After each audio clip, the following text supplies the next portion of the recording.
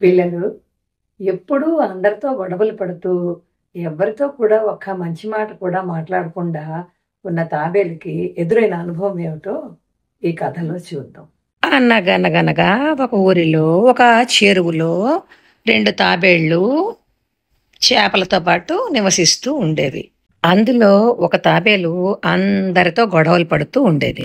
చెరువులోని ఉన్న చేపలతో ఎందుకు నాకు ఇలా అడ్డు వస్తున్నావు?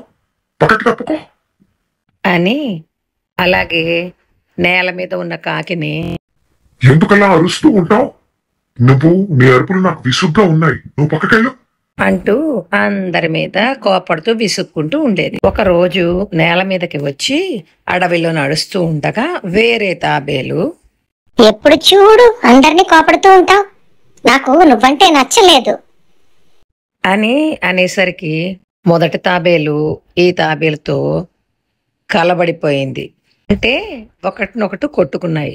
ఇలా కొట్టుకోవడంలో చెరువులో నుంచి బయటికి వచ్చిన తాబేలు తిరగబడిపోయింది. అయ్యో, నేను ఎంత ప్రయత్నించినా తిరగబడలేకపోతున్నాను, మామూలుగా అవ్వలేకపోతున్నాను. నన్ను ఎవరైనా కాపాడండి అని అంటూ ఉండగా నువ్వు నాకు నచ్చలేదు అని గొడవపడిన తాబేలు అక్కడి నుంచి దీనికి మంచి పని అయింది అనుకుని పారిపోయింది. చెట్టు మీద నుంచి చూస్తున్న కాకి అయ్యో, ఈ తాబేలుకి ఇలా జరిగిందని దీని మిత్రుడు తాబేలుకి తెలియదు, నేను వెళ్ళి చెప్తాను. ఎగురుకుంటూ ఈ తాబేలు దగ్గరకు వచ్చి ఈ తాబేలు ముందు వాలింది. తాబేలు మిత్రమా, అక్కడ నీ మిత్రుడు ఇంకొక తాబేలుతో గొడవ పడి తిరగబడిపోయాడు. వాడికి తిరిగి మామూలుగా రావటం లేదు.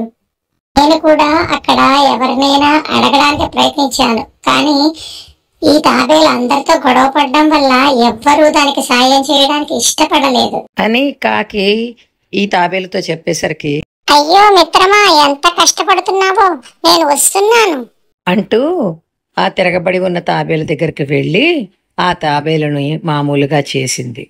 అప్పుడు ఎప్పుడు గొడవ పడుతూ ఉండే తాబేలు ఇలా అంది. కాకి మిత్రమా, నేను నీతో ఎప్పుడూ గొడవ పడుతున్నా కూడా నువ్వు నా కోసమని అంత దూరం ఎగిరి వెళ్ళి నా మిత్రుడికి చెప్పి నన్ను మామూలుగా అయ్యేటట్టుగా చేసి రక్షించావు. చేప మిత్రమా, నువ్వు కూడా నన్ను క్షమించు. అలాగే మిగతా మిత్రులందరికీ నా క్షమాపణలు. ఇంకా ఎప్పుడు అనవసరంగా ఎవరితో గొడవలు పడను అనేసరికి మిగతా జంతువులన్నీ పోనీలే, ఇప్పటికైనా తెలుసుకున్నాం, ఇక మీదట మనం అందరం కలిసి సరదాగా ఉందాం అన్నాయి. చూసాం కదా పిల్లలు, నోరు మంచిదైతే ఊరు మంచిదవుతుంది అని పెద్దలు చెప్పారు.